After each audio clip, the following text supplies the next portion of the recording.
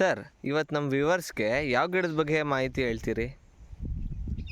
ಆತ್ಮೀಯರೇ, ನಾನು ನಿಮ್ಮ ಪ್ರೀತಿಯ ರವಿಕುಮಾರ್ ಹಕ್ಕಿಗೋಡು. ಈ ದಿನ ನಾನು ನಿಮ್ಮೆಲ್ಲರಿಗೂ ಈ ಒಂದು ಬಟರ್ಫ್ರೂಟ್ ಹಣ್ಣಿನ ಗಿಡದ ಮಾಹಿತಿಯನ್ನು ನಿಮಗೆ ತಿಳಿಸ್ಕೊಡ್ತಾ ಇದ್ದೀನಿ. ಈ ಗಿಡ ಬಂದು 3 ವರ್ಷದ ಒಂದು ಗಿಡವಾಗಿದೆ. ಈ ಗಿಡನ ಲೋಕಲ್ ನರ್ಸರಿಯಿಂದ ನಾವು ತಂದಿರುವಂಥದ್ದು. ಈ ಒಂದು ಬಟರ್ಫ್ರೂಟ್ ಗಿಡವನ್ನು ಹೇಗೆ ನೆಟ್ಟಿದ್ದೀವಿ ಅಂತಂದರೆ, ನಾವು ಇದು ಮಿಶ್ರ ಬೆಳೆ ಬೇಸಾಯ ಪದ್ಧತಿಯಲ್ಲಿ ಈ ಗಿಡವನ್ನು ನೆಟ್ಟಿರುವಂಥದ್ದು. ನೀವು ನೋಡ್ಬೋದು, ತೆಂಗಿನ ಗಿಡ, ಇಲ್ಲೊಂದು ತೆಂಗಿನ ಗಿಡ ಇದೆ, ಅದೇ ರೀತಿ ಆ ಕಡೆ ಒಂದು ತೆಂಗಿನ ಗಿಡ ಇದೆ. ಈ 2 ತೆಂಗಿನ ಗಿಡಗಳ ಮಧ್ಯೆ ಈ ಒಂದು ಬಟರ್ಫ್ರೂಟನ್ನು ಮಿಶ್ರ ಬೆಳೆ ಬೇಸಾಯ ಪದ್ಧತಿಯಲ್ಲಿ ನಾವಿಲ್ಲಿ ವ್ಯವಸಾಯವನ್ನು ಮಾಡ್ತಾ ಇದ್ದೀವಿ. ಇಲ್ಲಿಂದ ಬಂದು 36 ಅಡಿ ಇದೆ. ಒಂದು ತೆಂಗಿನ ಮರಕ್ಕೂ ಇನ್ನೊಂದು ತೆಂಗಿನ ಮರಕ್ಕೂ 36 ಅಡಿ ಇದೆ. 36 ಅಡಿಗಳ ಮಧ್ಯದಲ್ಲಿ ಈ ಒಂದು ಬಟರ್ಫ್ರೂಟನ್ನು ನಾವು ನೆಟ್ಟಿರುವಂಥದ್ದು. ಇದು 3 ವರ್ಷದ ಗಿಡ. ಇದು ಮೊದಲನೇ ಫಸಲು, ಆದರೆ ಇದು 2ನೇ ಕೊಯ್ಲು. ಸ್ವಲ್ಪ ಸೈಜು ಸ್ವಲ್ಪ ಸಣ್ಣ ಇದೆ. ಇದು ಅರ್ಧ kg ಮೇಲೆ ಬರುತ್ತೆ. ಇದು ಹಣ್ಣು ಒಂದು ಗಿಡದಲ್ಲಿ ನಾವು ಕನಿಷ್ಠ ಒಂದು 50 kg ತನಕ ನಾವು ಕುಯ್ಬೋದು. ಇದು 100 kg ತನಕ ಕೊಡ್ತದೆ ಅಂತ ಹೇಳ್ತಾರೆ. ಆದರೆ ಮೊದಲನೇ ಫಸಲಾದ್ರಿಂದ, ಅದ್ರ ಜೊತೆಗೆ ಇದು ಎಳೆ ವಯಸ್ಸು 3 ವರ್ಷದ ಗಿಡ ಆದ್ದರಿಂದ ಇದು ಈಗ ಒಂದು 50 kg ಹಣ್ಣನ್ನು ಕೊಡುತ್ತೆ. ಇದು ನಾಳೆ ಒಂದು 20 kg ನಾವು ಕೂದಿದ್ವಿ, ಇನ್ನೊಂದು 20-25 kg ಹಣ್ಣು ಇಲ್ಲೇ ಸಿಗುತ್ತೆ. ಇದು ಬಂದು ಬಲೂನ್ ವೆರೈಟಿ. ನೋಡಿ, ಆಗಲೇ ಶೈನಿಂಗ್ ಬರ್ತಾ ಇದೆ. ಇನ್ನೂ ಸ್ವಲ್ಪ ದಪ್ಪ ಆಗುತ್ತೆ. ದಪ್ಪ ಆದಮೇಲೆ ಇದನ್ನು ನಾವು ಕುಯ್ಲಿಕ್ಕೆ ಹೋಗ್ಬೋದು. ಅದೇ ರೀತಿ ಇದು ಯಾವಾಗ ಕುಯ್ಬೇಕು ಅಂತಂದರೆ, ಇಲ್ಲಿ ಶೈನಿಂಗ್ ಹಳದಿ ಕಲರ್ ಸ್ವಲ್ಪ ಬರುತ್ತೆ. ಅದ್ರ ಜೊತೆಗೆ ಈ ತೊಟ್ಟು ಸ್ವಲ್ಪ ದಪ್ಪ ಆಗುತ್ತೆ. ಈ ತೊಟ್ಟು ಸ್ವಲ್ಪ ದಪ್ಪ ಆದರೆ ಅದನ್ನು ಇಲ್ಲಿಗೆ ನಾವು ಕೂದ್ರೆ ಇದು ಆ್ಯಕ್ಚುಲಿ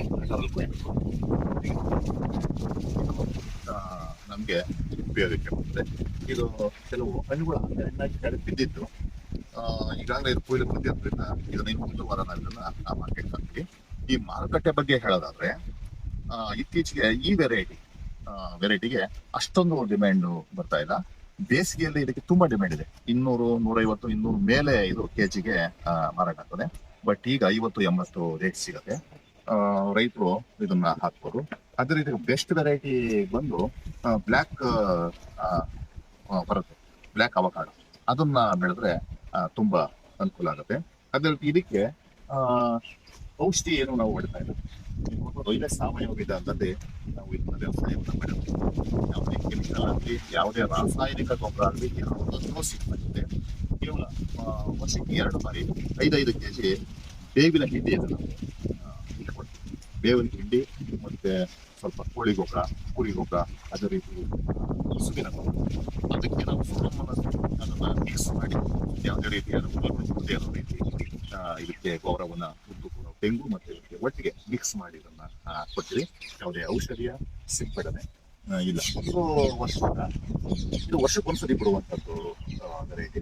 ಈಗ ಆಧುನಿಕವಾಗಿ ವರ್ಷಕ್ಕೆ 2 ಬಾರಿ ಬರುವಂತಹ ವೆರೈಟಿಗಳಿಗೆ ಬರ್ತಾ ಇದೆ ಮಾರುಕಟ್ಟೆಯಲ್ಲಿ. ರೈತರು ಅದನ್ನ ಯೂಟ್ಯೂಬ್ ನೋಡ್ಕೊಂಡು ನೀವು ಅದನ್ನ ಒಳ್ಳೊಳ್ಳೆ ನರ್ಸರಿಗಳಲ್ಲಿ ತುಂಬಾ ಒಳ್ಳೆ ಉತ್ತಮವಾದ ಒಂದು ಗಿಡ ಸಿಗ್ತದೆ, ಸಸಿಗಳು. ಅದನ್ನ ನೀವು ತಂದು ನೀವು ದೂರ ಇದನ್ನ ಮಿಶ್ರ ಬೆಳೆಯಾಗಿ ನೀವು ಮಾಡಿ ಲಾಭವನ್ನ ಗಳಿಸ್ಬೋದು. ಇದು ಬಂದು ಬಲೂನ್ ವೆರೈಟಿ. ನೀವು ನೋಡ್ಬೋದು, ತುಂಬ ನೇತಾಡ್ತಾ ಇದೆ, ನೆಲದಲ್ಲೆಲ್ಲ ಬಿಟ್ಟಿದೆ. ಬಟ್ ಇದನ್ನ ನಾವು ಪ್ರೂನಿಂಗ್ ಮಾಡಬೇಕು. ಈ ಕಟಾವು ಮುಗಿದ ನಂತರ ಆ ಮೇಲ್ಗಡೆ ಕೊಂಬೆ ಇದೆಯಲ್ಲ, ಆ ಕೊಂಬೆನ ಪ್ರೂನಿಂಗ್ ಮಾಡಿದ್ರೆ ಇದು ಸ್ವಲ್ಪ ವಿಸ್ತಾರ ಹೀಗೆ ಬರುತ್ತೆ. ಮೇಲಕ್ಕೆ ಕೊಯ್ಯೋದು ತುಂಬ ಹಿಂಸೆ. ಜೊತೆಗೆ ಇದು ಅಷ್ಟೊಂದು ಬಿಗಿಯಾಗಿಲ್ಲ, ಕೊಂಬೆಗಳು ಅಷ್ಟೊಂದು ಬಿಗಿಯಾಗಿಲ್ಲ. ಹತ್ತುವುದಕ್ಕೆ ಇಲ್ಲಿ ಸರಿಯಾದ ಕೊಂಬೆಗಳಿಲ್ಲ. ಅವಾಗ ಏನು ಮಾಡಬೇಕು, ನಾವು ಇದೆಲ್ಲ ಈ ಕಟಾವು ಮುಗಿದ ನಂತರ ಪ್ರೂನಿಂಗ್ ಮಾಡಬೇಕು, ಕಟಿಂಗ್ ಮಾಡಬೇಕು. ತುದಿಗಳನ್ನು ಕಟಿಂಗ್ ಮಾಡಿ ಇದು ವಿಸ್ತಾರವಾಗಿ ಈ ರೀತಿ ಅಡ್ಡಗಲ್ಲ ಹರಡ್ಕೋಬೇಕು ಮರ. ಅವಾಗ ಏನಾಗುತ್ತೆ ಅಂತಂದರೆ, ಕುಯ್ಯೋದಕ್ಕೆ ಕೈಗೆ ಸಿಗುತ್ತೆ, ನೆಲದಲ್ಲೆಲ್ಲ ಬಿಡೋಕ್ಕೆ ಕೈಗೆ ಸಿಗುತ್ತೆ. ಇದನ್ನು ಕುಯ್ಯೋದಕ್ಕೆ ತುಂಬ ಅನುಕೂಲ ಆಗುತ್ತೆ. ಇದಕ್ಕೆ ಯಾಕೆ ಜಾಸ್ತಿ ಬೇಡಿಕೆ ಇಲ್ಲ ಇತ್ತೀಚೆಗೆ ಅಂದರೆ, ಇದು ಕೀಪಿಂಗ್ ಕ್ವಾಲಿಟಿ ಕಡಿಮೆ ಇದೆ. ಅಂದರೆ ಕಿತ್ತ ತಕ್ಷಣ ಇದು ಒಂದು 3 ದಿನ ಆದಮೇಲೆ ಉಪಯೋಗಕ್ಕೆ ಬರುವಂಥದ್ದು ಹಣ್ಣಾಗೋದು. ಆವಾಗ ಇದನ್ನು ನಾವು ಉಪಯೋಗಿಸ್ಕೊಡ್ಬೇಕು. ವಾರಗಟ್ಟಲೆ, ಒಂದು 15 ದಿನಗಟ್ಟಲೆ ಇದನ್ನು ಇಡೋದಕ್ಕೆ ಆಗೋದಿಲ್ಲ. ಸ್ವಲ್ಪ ಪ್ರೆಸ್ ಮಾಡಿದಾಗ ಮೆತ್ತಗೆ ಆಯಿತು ಅಂದರೆ ಇದನ್ನು ನಾವು ಉಪಯೋಗಿಸ್ಬೇಕು. ಜ್ಯೂಸ್ ಮಾಡ್ಕೋಬೋದು, ಹಾಗೆ ತಿನ್ಬೋದು. ಇದು ಶುಗರ್ ಪೇಷೆಂಟ್ಗೆ ಮತ್ತು ಗ್ಯಾಸ್ಟ್ರಿಕ್ಕು, ಒಳ್ಳೆ ಪ್ರೋಟೀನು, ವಿಟಮಿನು ಎಲ್ಲವೂ ಸಮೃದ್ಧವಾಗಿರುವಂಥ ಇದು ಹಣ್ಣು. ಇತ್ತೀಚೆಗೆ ಇದರಿಂದ ಒಂದು ಫೇಸ್ ಪ್ಯಾಕ್ನು ಕೂಡ ಇದರಿಂದ ತಯಾರು ಮಾಡೋದಕ್ಕೆ ಸಿದ್ಧತೆಯನ್ನು ಮಾಡ್ತಾ ಇದ್ದಾರೆ. ಅದೇ ರೀತಿ ಇದರಿಂದ ಬರುವಂಥ ಒಂದು ಒಳಗಡೆ ಬೀಜ ಬರುತ್ತೆ. ಇದ್ರ ಹಣ್ಣಿನ ಜೊತೆ ಬೀಜನ ಸೇರಿಸಿ ಆಯಿಲ್ ಎಕ್ಸ್ಟ್ರಾಕ್ಟ್ ಮಾಡಿ ಅದನ್ನು ಕೂಡ ಮಾರುಕಟ್ಟೆಗೆ ಬಿಡಬೇಕು ಅಂತ ಯೋಚನೆಯಲ್ಲಿ ಕೆಲವು ಕಂಪನಿಗಳು ಯೋಚನೆ ಮಾಡ್ತಾ ಇದೆ. ಮುಂದಿನ ದಿನಗಳಲ್ಲಿ ಇದಕ್ಕೆ ಬೇಡಿಕೆ ಇದೆ. ಆ್ಯಶ್ ವೆರೈಟಿ ಯಾಕೆ ನಾವು ಹಾಕಿ ಅಂತ ಹೇಳ್ತೀನಿ ರೈತರಿಗೆ ಅಂತ ಹೇಳಿದ್ರೆ, ಕೀಪಿಂಗ್ ಕ್ವಾಲಿಟಿ ಜಾಸ್ತಿ ಇದೆ. 15 ದಿನಗಳ ಕಾಲ ಅದನ್ನು ಇಟ್ಟರೂ ಕೂಡ ಅದು ಕೆಡಲ್ಲ. ಹೊರಗಡೆ ಎಲ್ಲ ಕಪ್ಪುದು ಒಂದು ಇದೆ, ಒರಟು ಪದರ ಅದು ಇರುತ್ತೆ. ಒಳಗಡೆನೂ ಪಲ್ಪ್ ಜಾಸ್ತಿ ಇರುತ್ತೆ. ಇದು ಸ್ವಲ್ಪ ಬೀಜ ದಪ್ಪ ಇರ್ತದೆ, ಪಲ್ಪ್ ಸ್ವಲ್ಪ ಕಡಿಮೆ ಇರ್ತದೆ. ಆದರೆ ಆ್ಯಶ್ ವೆರೈಟಿ ಪಲ್ಪ್ ಜಾಸ್ತಿ ಇರ್ತದೆ, ಬೀಜ ಕಡಿಮೆ ಇರ್ತದೆ, ಜೊತೆಗೆ ಸ್ಕಿನ್ ರಫ್ ಆಗಿರೋದ್ರಿಂದ ಅದನ್ನು ಹೆಚ್ಚು ದಿನಗಳ ಕಾಲ ಇಟ್ಟು ಬೇಡಿಕೆ ಇದ್ದಾಗ ಅದನ್ನು ನಾವು ಮಾರಾಟವನ್ನು ಮಾಡುವಂಥದ್ದು. ಇದನ್ನು ಜ್ಯೂಸ್ ಮಾಡೋ ವಿಧಾನ ಹೇಗೆ ಅಂತಂದರೆ, ಮೊದಲು ಕೊಡಗಿಂದ ನಾನು ತರಿಸುವಂಥದ್ದು ಇದನ್ನು. ಈ ಹಣ್ಣಿಗೋಸ್ಕರನೇ ಕೊಡಗು ಹೋಗಿ ಕೊಡಗಲ್ಲೇ ಇರುವಂಥ ಮರಗಳಿಂದ ನಮ್ಮ ಸ್ನೇಹಿತರ ಮನೆಯಿಂದ ದಪ್ಪ ವೆರೈಟಿ, ಅದು ಅರ್ಧ ಕೆಜಿಗಿಂತ ಜಾಸ್ತಿ ಇತ್ತು, ಅದನ್ನು ತರಿಸಿ ಅದನ್ನು ಹೇಗೆ ತಿನ್ನಬೇಕು ಅಂತಲೇ ನನಗೆ ಒಂದು 5-6 ವರ್ಷದಿಂದ ಗೊತ್ತಿರಲಿಲ್ಲ. ಅದನ್ನು ಆಮೇಲೆ ನನಗೆ ಯೂಟ್ಯೂಬ್ ನೋಡಿದಾಗ ಗೊತ್ತಾಯಿತು. ಅದನ್ನು ಪಲ್ಪ್ ತೆಗಿಬೇಕು, ಅದಕ್ಕೆ ಸ್ವಲ್ಪ ಸಕ್ಕರೆ ಹಾಕಬೇಕು, ಆಮೇಲೆ ಐಸ್ ಕ್ರೀಮ್ ಹಾಕಿ ಮಿಕ್ಸಿ ಇದು ಮಾಡಿ ಅದನ್ನು ತಿಂದರೆ ಹಾಲು ಹಾಕಬೇಕು. ಅದನ್ನು ತಿಂದರೆ ಅದ್ಭುತವಾದ ಒಂದು ಪೇಸ್ಟ್, ಒಂದು ಜ್ಯೂಸು ತಯಾರಾಗುತ್ತೆ. ತುಂಬ ಟೇಸ್ಟಾಗಿರುತ್ತೆ. ಇದನ್ನು ಎಲ್ಲರೂ ಉಪಯೋಗಿಸಿ, ತುಂಬ ಆರೋಗ್ಯಕ್ಕೆ ಒಳ್ಳೆಯದು. ಶುಗರ್ ಇರುವಂಥವ್ರು, ಬಿ ಪಿ ಇರುವಂಥವ್ರು, ಗ್ಯಾಸ್ಟ್ರಿಕ್ ಇರುವಂಥವ್ರು ಇದನ್ನು ಹೆಚ್ಚು ಉಪಯೋಗಿಸಿದ್ರೆ ರೈತರಿಗೂ ಅನುಕೂಲ ಆಗುತ್ತೆ, ನಮ್ಮ ಆರೋಗ್ಯಕ್ಕೂ ಒಳ್ಳೆಯದಾಗುತ್ತೆ. ಜೊತೆಗೆ ಇದು ಔಷಧಿ ಹೊಡೆದೇ ಇರೋದ್ರಿಂದ ಇದನ್ನು ನಾವು ಹೆಚ್ಚಿಗೆ ನಾವು ಉಪಯೋಗಿಸ್ಬೋದು. ರಾಸಾಯನಿಕ ಬಳಸದೇ ಇರೋದ್ರಿಂದ ಹೆಚ್ಚು ಇದನ್ನು ನಾವು ಬಳಸ್ಬೋದು ಅಂತ ಹೇಳ್ತೀನಿ. ಅದೇ ರೀತಿ ಇದಕ್ಕೆ ರೋಗ ಕಡಿಮೆ. ರೋಗ ಬಂದರೂ ಕೂಡ ಅಲ್ಲೊಂದು ಗಿಡ ನಿಮಗೆ ತೋರಿಸ್ತೀನಿ. ಈ ಸ್ಟೆಮ್ಮನ್ನು ಇದಿಲ್ಲ, ಇದಕ್ಕೆ ಹುಳ ಹೊಡೆಯುತ್ತೆ. ಒಂದು ಕೊರೆದು ತೂತ ಮಾಡಿ ಕೊರೆದು ಅಲ್ಲಿ ಇದು ಒಣಗುತ್ತೆ. ಅದೊಂದು ರೋಗ ಬಿಟ್ಟರೆ ಇನ್ಯಾವುದು ಇದಕ್ಕೆ ರೋಗಗಳು ನಾನು ತಿಳಿದ್ರ ಮಟ್ಟಿಗೆ ಬಂದಿಲ್ಲ.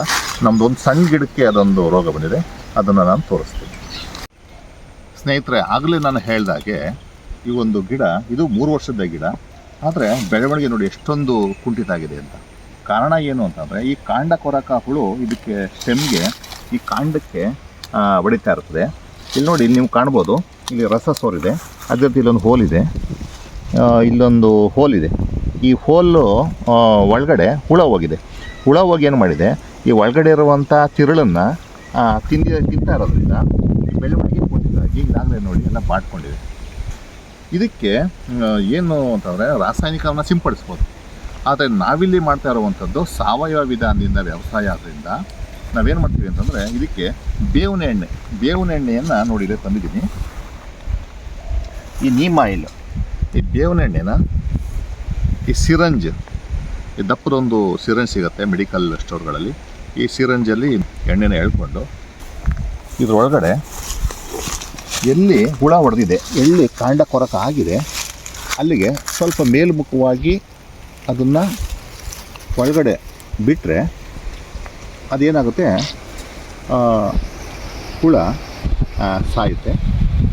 ಈ ರೀತಿ ಪುನಃ ಇದು ಸ್ಟೆಮ್ ಏನಾಗುತ್ತೆ ಅಂತ ಡೆವಲಪ್ ಆಗುತ್ತೆ. ಆಗಲೇ ಒಂದು ಸರ್ತಿ ಈ ಕೊಂಬೆ ಹೊಡೆದಿತ್ತು, ಅದನ್ನು ನಾನು ಈ ರೀತಿ ಔಷಧಿ ಹಾಕಿದ್ರಿಂದ ಇದು ಚಿಗುರ್ಕೊಂತು. ಈಗ ಇದಕ್ಕೆ ಔಷಧಿ ಹಾಕಿದ್ದೀನಿ. ನೆಕ್ಸ್ಟು ಹುಳ ಹೊರಗಡೆ ಬರುತ್ತೆ, ಇಲ್ಲಿರೋದು ಅಲ್ಲೇ ಸತ್ತೋಗುತ್ತೆ. ಈ ರೀತಿ ವಿಧಾನದಿಂದ ನಾವು ಒಂದು ಗಿಡವನ್ನು ನಾವು ಉಳಿಸ್ತೀವಿ. ಬಲ್ಪ್ ಮತ್ತು ಬಲೂನ್ ವೆರೈಟಿ 2 ತಳಿಗಳನ್ನು ನಾವು ನಮ್ಮ ತೋಟದಲ್ಲಿ ಹಾಕಿರುವಂಥದ್ದು. ಇದೊಂದು ಸುಂದರವಾದ ಪುಟ್ಟ ತೋಟ.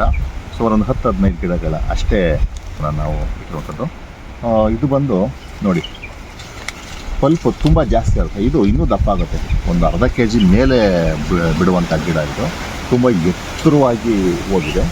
ನೆಕ್ಸ್ಟ್ ಇಯರ್ ನಾವು ಅದನ್ನು ಪ್ರೂನಿಂಗ್ ಮಾಡಿ ಆ ತುದಿಯನ್ನು ಕಟ್ ಮಾಡಿ ಇದನ್ನು ಅಡ್ಡಗಲ ಬೆಳೆಯುವಂತೆ ನಾವು ಇದನ್ನು ಮಾಡಬೇಕು. ಒಂದು ಕೈಲಿ ಹಿಡಿಯೋಕ್ಕಾಗೋದಿಲ್ಲ, ಅಷ್ಟು ದಪ್ಪದಾದ ಒಂದು ನೋಡಿ ಇಲ್ಲೊಂದಿದೆ. ಇದನ್ನು ನಾವು ತೋರಿಸೋದಕ್ಕೋಸ್ಕರನೇ ಈಗ ಕಿತ್ತಿರುವಂಥದ್ದು. ತುಂಬ ಅದ್ಭುತವಾದ ಪಲ್ಪ್ ಮತ್ತು ತುಂಬ ಟೇಸ್ಟ್ ಇರುತ್ತೆ. ಅಂದರೆ ತಿಂದಾಗ, ಅಂದರೆ ಹಾಗೇ ತಿಂದಾಗ ಸಪ್ಪೆ ಇರುತ್ತೆ, ಸ್ವಲ್ಪ ಸಿಹಿ ಇರುತ್ತೆ. ಆದರೆ ಶುಗರ್ ಇರೋರು ಹಾಗೆಯೇ ತಿನ್ಬೋದು, ಸಕ್ಕರೆ ಮಿಶ್ರಣ ಮಾಡಿಕೊಳ್ಳದೆ ಹಾಗೆ ತಿನ್ಬೋದು, ಏನು ತೊಂದರೆ ಇಲ್ಲ. ನಾವು ತಿನ್ಬೋದು, ಜ್ಯೂಸ್ ಕುಡಿಬೋದು. ಅಂತಂದರೆ ಸಕ್ಕರೆ ಅಥವಾ ಬೆಲ್ಲ ಹಾಕ್ಕೊಂಡು ಐಸ್ ಕ್ರೀಮ್ ಹಾಕ್ಕೊಂಡು ಈ ಪಲ್ಪನ್ನು ತೆಗೆದು ಹಾಕಿ ಮಿಕ್ಸಿಯಿಂದ ಗಟ್ಟಿಯಾಗಿ ಒಂದು ಇದು ಮಾಡಿ ಐಸಿಪ್ ಥರನೇ ಇದನ್ನು ತಿಂದರೆ ತುಂಬ ಆರೋಗ್ಯಕ್ಕೆ ಇದು ಒಳ್ಳೆ ಬೆನಿಫಿಟ್ ಇದೆ. ಈಗ ವರ್ಷಕ್ಕೆ 2 ಬಾರಿ ಬಿಡುವಂಥ ತಳಿಗಳು ಬಂದಿದೆ. ಅದೇ ರೀತಿ ಆ್ಯಶ್ ವೆರೈಟಿ ಅದು ಕೂಡ ತುಂಬ ಬೇಡಿಕೆಯಲ್ಲಿರುವಂಥದ್ದು. ಅದರಲ್ಲಿ ಎಣ್ಣೆ ತೆಗೆಯುವಂಥದ್ದು ಮತ್ತು ಪೌಡ್ರ್ ಮಾಡುವಂಥದ್ದು, ಫೇಸ್ ಪ್ಯಾಕ್ ಮಾಡುವಂಥದ್ದು, ಈ ರೀತಿಯಾದ ಬಹಳಷ್ಟು ಉಪಯೋಗಗಳು ಇದರಲ್ಲಿ ಇದೆ. ಇತ್ತೀಚೆಗಷ್ಟೇ ಇದು ಭಾರತಕ್ಕೆ ಇದು ಪ್ರಚಾರ ಪಡೆದಿರುವಂಥದ್ದು. ನೀವು ಪ್ರಯತ್ನ ಪಡಿ. ನಮಸ್ಕಾರ.